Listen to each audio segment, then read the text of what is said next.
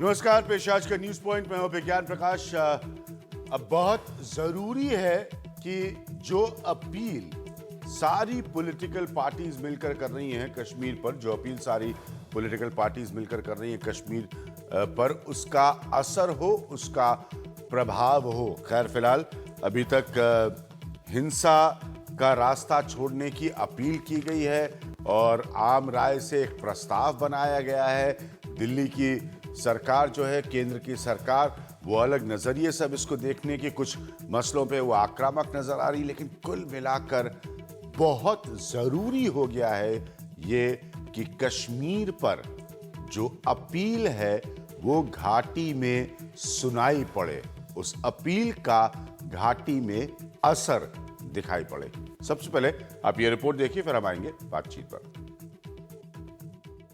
कश्मीर पर करीब 3 घंटे चली सर्वदलीय बैठक के बाद जारी प्रस्ताव में भारत की संप्रभुता से कोई समझौता न किया जाने की बात है। कश्मीर के सभी पक्षों से बात करने का आह्वान है और लोगों से हिंसा छोड़कर बातचीत के मेज पर आने की अपील है। सदस्य ये अपील करते हैं प्रदेश जम्मू कश्मीर के लोगों से कि वो हिंसा का रास्ता त्याग करके चर्चा के लिए और बातचीत के द्वारा हर मसले को और प्रत्येक विषय को समाधान करने के लिए सामने आए। लेकिन इस शाकाहारी प्रस्ताव में उन सवालों का जवाब नहीं मिलता जो कश्मीर को लेकर उठ रहे हैं। मसलन हुर्रियत बात की मेज पर आने को तैयार ना हो तो क्या किया जाए और अलगाववादियों से आम कश्मीरी को कैसे अलग किया जाए। आम राय बस इसी बात पर रही कि वहां हालात जल्द से जल्द सामान्य हों। कॉन्फिडेंस बिल्डिंग मेजर्स अनाउंस करिए फौरन। एक पैलेट गन्स को बंद करना। दूसरा, आप जिसको घायल हुए हैं उन लोगों के सबकी रिहैबिलिटेशन और उनका मेडिकल ट्रीटमेंट वगैरह उसकी आश्वासन। तीसरा, जो भी सिक्योरिटी फोर्सेस की तरफ से अगर जो इल्जाम लगाए जा रहे हैं कि एक्सेसेस हुए हैं उसको सही ढंग से इन्वेस्टिगेट करिए जुडिशली। चौथा, आफ्सपा को सिविलियन एरिया से तो विड्रॉ करिए, एक संदेश तो जाएगा। ये जो 2-3 पॉलिटिकल पार्टीज है जो माने रखते हैं वैली में, उनसे पहले सजेशन लेके उसके बाद में अगर ऑल पार्टी डेलीगेशन के साथ वो सुझाव रखे, आगे बढ़ने के लिए एक रास्ता खुल जाता है। प्रतिनिधि मंडल के सदस्यों ने साफ किया कि राज्य सरकार की नाकामी का मुद्दा भी बैठक में नहीं उठा। हालांकि महबूबा माहौल बिगाड़ने वालों से सख्ती से निपटने की बात कह रही है। प्रशासन ने 130 लोगों के खिलाफ पब्लिक सेफ्टी एक्ट के तहत मामला दर्ज किया है और 1500 पत्थरबाजों के खिलाफ भी। हालांकि इनमें से 1300 की बेल हो चुकी है। आप सब लोगों से भी गुजारिश कहूंगी, मैंने कहा हमारे सरकार को हमें वक्त दे दीजिए। मैं कमिटेड हूं। मैं काम अगले इलेक्शन को देख के नहीं करूंगी। मैं काम जो कर रही हूं, जो मुफ्ती साहब का फैसला था, वो अगली पीढ़ी और इस पीढ़ी को देखते हुए हमने किया। इलेक्शन में क्या होता है, I don't bother about that. Kashmir के पूर्व मुख्यमंत्री ओमर अब्दुल्ला ने ट्वीट करके कहा है कि अगर सर्वदलीय बैठक को ऐसा ही कमजोर और बेमानी अपील जारी करनी थी तो इसके लिए दौरे पर इतना पैसा और समय बर्बाद करने की क्या जरूरत थी। अब सरकार को देखना है कि सर्वदलीय बैठक से मिले संदेश का वो कैसे इस्तेमाल करती है। ऑल पार्टी डेलीगेशन के साझा प्रस्तावों के बाद कश्मीरियों को बेशक से फौरी तौर पर राहत मिल जाए, लेकिन उनकी समस्या का स्थायी हल निकलकर सामने नहीं आया है। लेकिन ये बात तय है कि इस मीटिंग के बाद जम्मू कश्मीर की सरकार और केंद्र सरकार को वहां पर अपनी मनमानी करने की छूट जरूर मिल गई है। नई दिल्ली से कैमरा पर्सन सुरेश के साथ नीता शर्मा, NDTV इंडिया के लिए।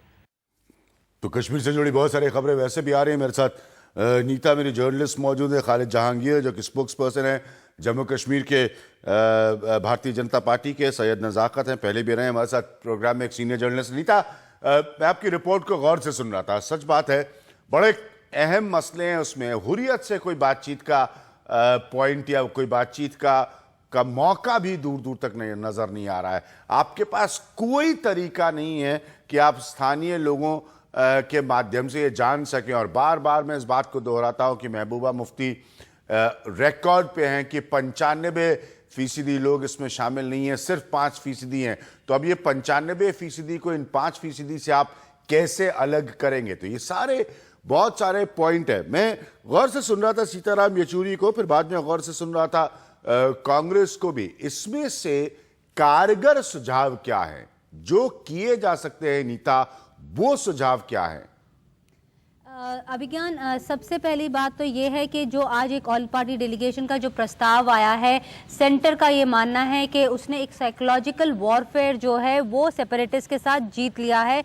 जो एक वॉर फुटिंग पर काम हो रहा था, जो सेंटर लेकर चल रहा था कि पार्लियामेंटेरियंस जो इंडियन पार्लियामेंट के लोग हैं वो उनके दरवाजे तक गए और उन्होंने बातचीत करने से मना कर दिया। यही नहीं, महबूबा मुफ्ती ने भी उन्हें बुलाया था बातचीत के टेबल पर, बोला था आप समय बताइए कि आपसे कब बातचीत हो सकती है। उन्होंने इस बात को भी ठुकरा दिया। जम्मू कश्मीर के लोग भी जो हैं वो उकता चुके हैं क्योंकि 60 दिनों से ज़्यादा हो गए हैं, वहाँ पर इतनी सारी जो रेस्ट्रिक्शंस हैं लगी हुई हैं, तो वो भी एक वे आउट चाहते हैं। वो भी ये मानते हैं कि वे आउट तभी हो सकता है कि अगर पार्लियामेंटेरियंस को इंगेज किया जाए, लेकिन ना सेपरेटिस्ट ने उनसे बातचीत की, ना उन्होंने वहाँ की जो हुकूमत है उसका जो है एक दर्जा रखा, और ना ही जो पार्लियामेंटेरियंस उनके पास पहुंचे थे वो रखा। अब सेंटर के पास ऑप्शंस क्या हैं?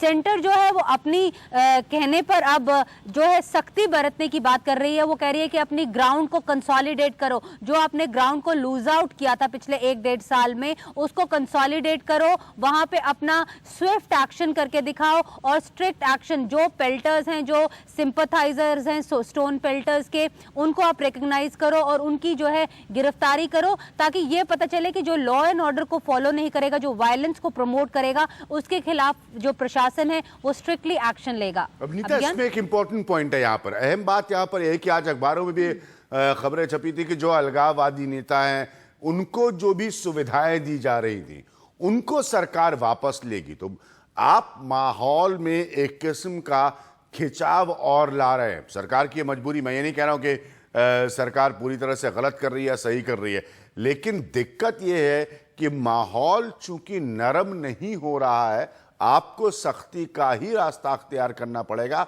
तो बातचीत की कोई भी संभावना तो पहले से और ज्यादा कम होती है, बढ़ती नहीं।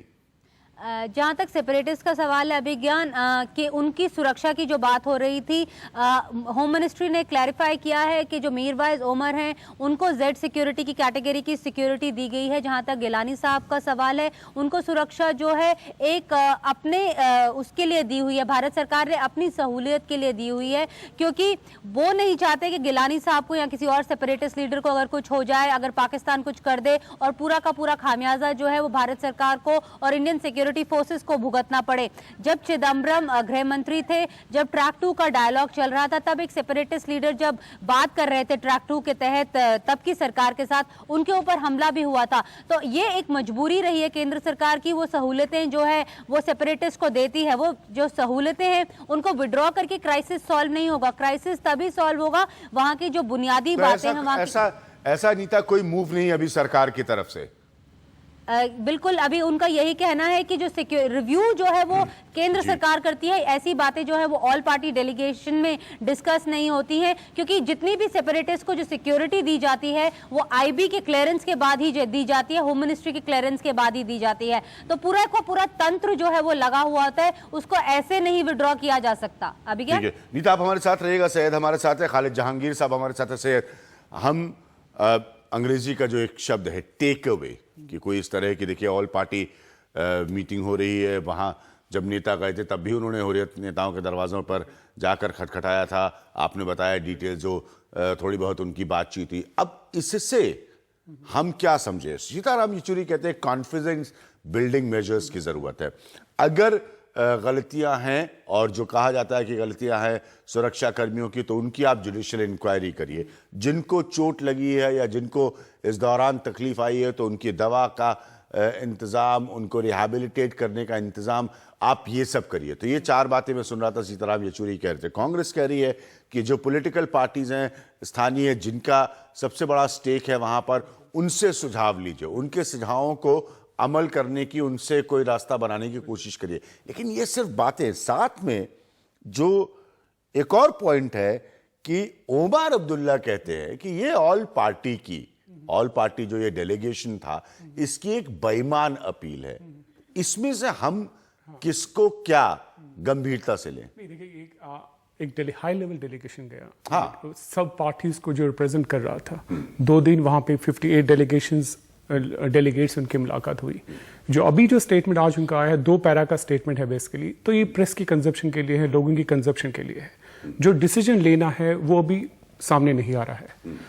अर्ली आज जैसे बता रहे थे रिपोर्ट में कि मॉर्निंग में ये बोला गया कि हुर्रियत के साथ सख्ती होगी, पर शाम तक ये बात क्लियर होगी कि वो शायद सही खबर नहीं थी कि गवर्नमेंट ऐसा कोई इसलिए मैंने जानबूझ के नीता के सामने रखा कि साहब आज के अखबारों में खबर छपी हुई थी कि साहब उनकी जो भी सहूलियतें हैं ऐसा नहीं लग रहा करेगी सरकार, उसको वापस ऐसा नहीं लग रहा कि, लेकिन नीता कह रहे हैं कि ऐसा नहीं हो रहा है। ऐसा नहीं लग रहा कि गवर्नमेंट कोई भी ऐसा स्टेप अभी लेगी। देखिए आप देखिए कश्मीर में जो सिचुएशन बनी है, आपने आर्मी ऑपरेशन बंद किए हुए लास्ट 2 महीनों से, क्योंकि आप कोई एक्शन नहीं लेना चाहते ग्राउंड पे, जिससे दोबारा कोई ऐसी सिचुएशन क्रिएट हो जहां पहले ही सिचुएशन संभल नहीं रही है। तो हुर्रियत से सिक्योरिटी वापस लेना हो कि खाली मीरवाइज के पास सिक्योरिटी है, कोई ये आ रहा था कि उनको जो गवर्नमेंट अकोमोडेशन दी गई थी उनसे विड्रॉ करेंगे, जबकि पॉइंट ये है कि सारे जो हुर्रियत के लीडर्स हैं फिलहाल अपने ही घरों में ही रह रहे हैं। तो सिचुएशन ऐसी बनी है कि आपने फॉलो अप किया, आज काफ़ी हाई लेवल का फॉलो अप दोबारा रहा, खुद होम मिनिस्टर वहाँ पे थे, ये दोबारा प्राइम मिनिस्टर मोदी के पास सारा डिस्कशन जाएगा। जैसे वो वापस लाओ से आते हैं तो उसके बाद हम कोई एक्सपेक्ट करते हैं कि फाइनल डिसीजन कश्मीर के बारे में क्या होगा। अभी फिलहाल जो बात कही गई है, जो अपील की गई है, ये सिंपल एक बताइए लोगों की कंजप्शन के लिए बात है। खालिद जहांगीर, जो ऑल पार्टी डेलीगेशन इस वक्त अपील कर रहा है, इसका असर क्या होगा, इसका प्रभाव क्या होगा? नीता मुझसे कह रही थी कुछ देर पहले, इस प्रोग्राम में आप भी सुन रहे थे, कि एक साइकोलॉजिकल स्थिति,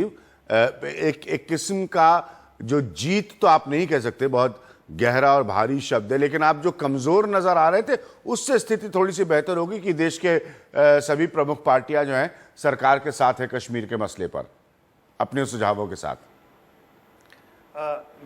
देखिए अभियान जी, जैसे हमारे मित्र भी बोल रहे थे कि एक ऑल पार्टी डेलीगेशन जाना कश्मीर एक बड़ी बात है। ये पूरी भारत की रिप्रेजेंटेशन वहाँ पे कश्मीर आई, कश्मीरियों के साथ दुख दर्द सुनने की बात करने के लिए आए, वहाँ की सॉलिडिटी के लोगों के साथ, कि वहाँ की जो यंग जवान जो मर चुके हैं उनकी मतलब उनकी जो डेथ हो चुकी है, अनफॉर्चुनेट डेथ हुई है, तो उनके साथ एक सिंपैथी करने आए थे। और उसके साथ साथ एक क्या कहते हैं इसको, एक कलेक्टिव इंफॉर्मेशन सारी पार्टियों से मिलने के लिए वहाँ पे वो आए थे। अब उमर अब्दुल्ला ने आज क्या कहा, क्या नहीं कहा, सारे कश्मीर और सारे भारत जानते हैं कि ये ही पार्टियां वहां की जो हमारी जम्मू कश्मीर जो भी हमारा आजकल जो ये गड़बड़ चल रहा है, they are the dispute masters.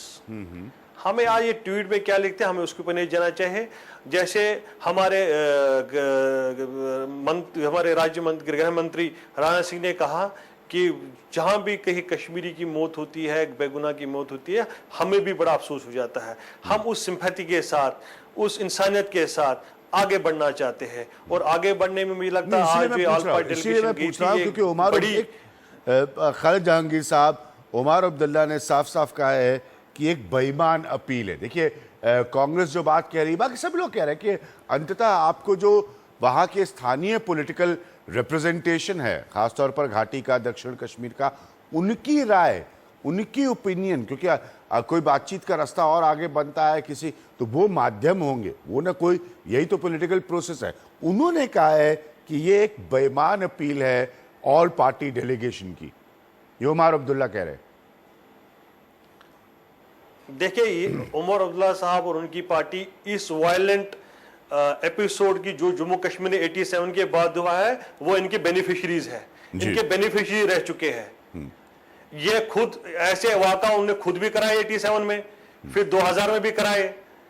तो आज भी मुझे लग रहा है कि आग लगाने की कोशिश की जाती है कि जम्मू कश्मीर में इस संतुलन बनाने के लिए, वहां से आपके कुछ ऐसे एलिमेंट्स हैं जो पाकिस्तान के इशारों में चलते, एक उनके तरीके से एक मनी पंप किया जाता है। तो इस टाइम गवर्नमेंट का भी और हर किसी लोगों का जो अभी बंद पड़े हैं, कश्मीरी लोग पूरे बंद पड़े हैं, इतनी किलिंग हो रही है, अभी उनको हालात को ठीक करने की तरफ से कंट्रीब्यूट होना चाहिए। ये पर्सनल अपने अपलिफ्ट को दिल्ली में बोलेंगे जी जम्मू कश्मीर भारत का अभिन्न अंग है, कश्मीर में बोलेंगे भारत कश्मीर डिस्प्यूट है। सो ये एक इनकी एक लॉजिकल एक अपरेंशन रही है कश्मीर में, जो जम्मू कश्मीर की पूरे भारत के लोग जानते हैं। तो मैं उमर अब्दुल्ला के साथ इसके विषय में नहीं जाना चाहता हूं। इस टाइम हमारी मेन फोकस होगा कि जम्मू कश्मीर कश्मीर घाटी में नॉर्मल सी कैसे आए, जैसे हमारे अजय सिंह ने बोला कि हाँ इसीलिए मैं कह रहा हूं है, इसका हम इंकार नहीं जहांगीर करते। साहब, लेकिन देखिए सिचुएशन जो है, परिस्थितियां बड़ी पेचीदगी भरी। अब जैसे मेरे हाथ में जो औपचारिक स्टेटमेंट है ऑल पार्टी डेलीगेशन का, उसमें एक जगह पे लिखा गया है कि the members ask the central and the state government to take steps to ensure that educational institutions, government offices and commercial establishment start functioning normally at the earliest. कि सदस्यों ने कहा कि इस केंद्र सरकार, राज्य सरकार कोई भी कदम उठाए जैसे शिक्षण संस्थान, सरकारी दफ्तर, व्यावसायिक जगह, ये जल्दी से सामान्य रूप से काम करने लगे। नीता, मेरा पॉइंट ये है कि ये जो आप चाह रहे हैं, अब ये बड़ा अच्छा एक नोट बन सकता है, लेकिन इसका मतलब तो ये हो कि आप सीधे सीधे चाह रहे हैं कि स्थिति सामान्य हो जाए।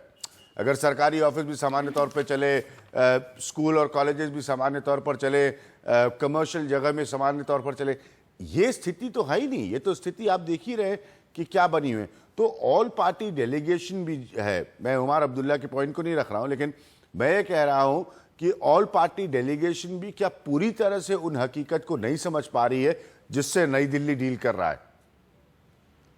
अभिज्ञान, जहां तक ऑल पार्टी डेलीगेट्स का सवाल था, ये लोग तो मानते ही हैं कि कश्मीर जो है इंटीग्रल पार्ट ऑफ इंडिया है। अगर सेपरेटिस्ट को बातचीत करनी है तो उन्हें टेबल पर आना ही पड़ेगा, और जो बात है वो ऑल पार्टी डेलीगेट से ही करनी पड़ेगी, क्योंकि किसी लीडर की, किसी पार्टी की जो एक मेजॉरिटी है, किसी की राज्यसभा में, किसी की लोकसभा में, तो कहीं ना कहीं तो उन्हें आके ये जो डायलॉग प्रोसेस है वो शुरू करना ही पड़ेगा। ऑल पार्टी डेलीगेट्स की तरफ से ये जो जितने सारे सजेशंस आए हैं कि आप घाटी में स्कूल खोलिए, कॉलेज खोलिए, नॉर्मल जिंदगी कराइए, ये एक अभी थोड़ा एक डिस्टेंट ड्रीम जरूर लगता है, क्योंकि जिस तरह के वहां पर हालात हैं। मैं पिछले 2 दिनों में नॉर्थ और साउथ कश्मीर दोनों घूम कर आई। अगर आप हाईवेज की ही बात कर लें, नेशनल हाईवे की ही बात कर लें, वहां पे सिविलियन गाड़ियां तक नहीं चल पा रही हैं। वहां पे अगर सिविलियन गाड़ी भी चल रही है उसके ऊपर भी पथराव हो रहा है। उस दिन मैं सोपोर गई थी, डे बिफोर यस्टरडे, वहां पर एक कपल जिसकी उसी दिन शादी हुई थी, उसकी गाड़ी के ऊपर पथराव हुआ था। जो हस्बैंड था उसे निकालकर उसको मारा पीटा गया था, जो दुल्हन थी वो वहीं पे बैठ के रो रही थी। ये हाईवे की बात है, पटन बारामूला हाईवे की बात है। तो अभी स्थिति सामान्य करने में तो टाइम लगेगा, लेकिन ये बात सही है कि जो सिक्योरिटी फोर्सेस हैं वो ही ग्राउंड पे जाकर काम करेंगी और वो ही जो स्थिति है सामान्य लेकर आएंगी। उसी के बाद जो है वो बातचीत जो है वो आगे बढ़ पाएगी। पहले जो धीरे धीरे जो अभी ये जो बात हो रही है कि ईद आ रही है, अब सेपरेटिस्ट ने जो है वो हड़ताल कॉल को 8 से एक्सटेंड करके 16 तक कर दी है। यानी उन्होंने ईद की रिलैक्सेशन भी जो थी बीच में वो नहीं दी है। वो चाहते हैं ये कंटिन्यूइंग प्रोसेस रहे। तो कहीं ना कहीं जो सिक्योरिटी फोर्सेस हैं उन्हें अपने ग्राउंड को कंसोलिडेट करने के लिए स्ट्रिक्ट एक्शन, जैसा मैं बार बार बोल रही हूँ, जो होम मिनिस्ट्री की तरफ से हमें बताया जा रहा है, स्ट्रिक्ट और स्विफ्ट एक्शन तो लेना ही होगा। अभिज्ञान, ठीक है।